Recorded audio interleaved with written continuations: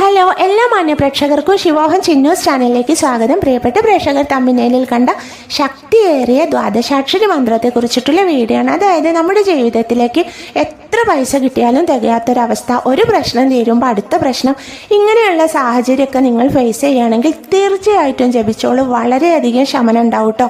അതായത് ദുർഗാദേവിയുടെ ശക്തിയേറിയ ഒരുപാട് മന്ത്രങ്ങളുണ്ട്. അതിൽ പ്രാധാന്യം അർഹിക്കുന്ന ഒരു മന്ത്രമാണ് ദ്വാദശാക്ഷരി മന്ത്രം എന്ന് പറഞ്ഞാൽ നിങ്ങൾക്ക് അറിയുന്നുണ്ടായിരിക്കും.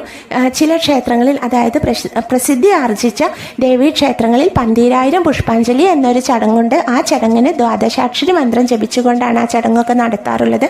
അത്രയധികം ഫലപ്രദമായിട്ടുള്ളൊരു മന്ത്രമാണ് ദ്വാദശാക്ഷരി മന്ത്രം എന്ന് പറഞ്ഞാൽ ജപിച്ചാൽ തീർച്ചയായിട്ടും ഫലം കിട്ടും. നമ്മൾ എന്താ ചെയ്യേണ്ടതെന്ന് വെച്ചാൽ ദേവിയിൽ അഭയം പ്രാപിക്കുകയാണ്. അതായത് ദേവിയിൽ ശരണം പ്രാപിക്കുകയാണ്. ദേവി മാത്രമേ ഉള്ളൂ ശരണം, എന്നെ രക്ഷിക്കണം എന്ന് പറഞ്ഞുകൊണ്ട് ജപിച്ചോളൂ മന്ത്രം. തീർച്ചയായിട്ടും ഫലം കിട്ടും കേട്ടോ. അതായത് രൂക്ഷമായ പ്രശ്നങ്ങളൊക്കെ ഉള്ളവരാണെങ്കിൽ 12,000 തവണയോ 1008 തവണയോ ഒക്കെ ഉപവാസം എടുത്തുകൊണ്ട് ജപിക്കാം. അതായത് ഇളനീരിൻ്റെ വെള്ളമോ ഫ്രൂട്ട്സോ മാത്രം കഴിച്ചുകൊണ്ട് ചെയ്യാം. അതെല്ലാം നിങ്ങളുടെ ആരോഗ്യസ്ഥിതി അതിനൊന്നും അനുവദിക്കാത്തവരാണെങ്കിൽ സാരല്ല, എന്നും മുടങ്ങാതെ ജപിച്ചോളൂ. 108 തവണ നമുക്കൊക്കെ ജപിക്കാൻ കഴിയുമല്ലോ.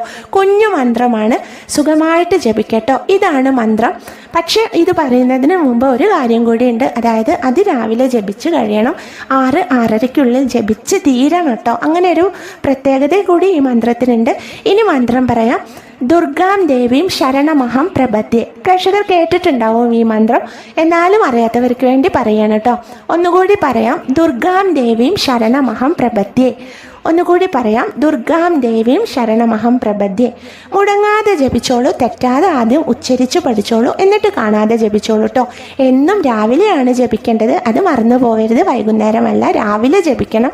അത്യധികം ഫലം കിട്ടും രാവിലെ ജപിച്ചാൽ എന്നാണ് പറയുക. ഓരോന്നിനും ഓരോ തരത്തിലുള്ള ഫലങ്ങളായിരിക്കും. അപ്പോൾ പ്രേക്ഷകർ രാവിലെ ജപിച്ചോളൂ, തീർച്ചയായും ഫലം കിട്ടുന്നതായിരിക്കും കേട്ടോ. നിങ്ങളുടെ ദുഃഖ ദുരിതങ്ങളെല്ലാം തീരുന്നതായിരിക്കും. പതുക്കെ ഒറ്റയടിക്കല്ല. ഇന്ന് ജപിച്ചാൽ നാളെ തന്നെ ഫലം കിട്ടുക എന്നല്ല അർത്ഥം. ഒരു 3 മാസത്തിൻ്റെ പ്രശ്നങ്ങൾ സാവധാനം അലിഞ്ഞില്ലാതായിക്കോളും.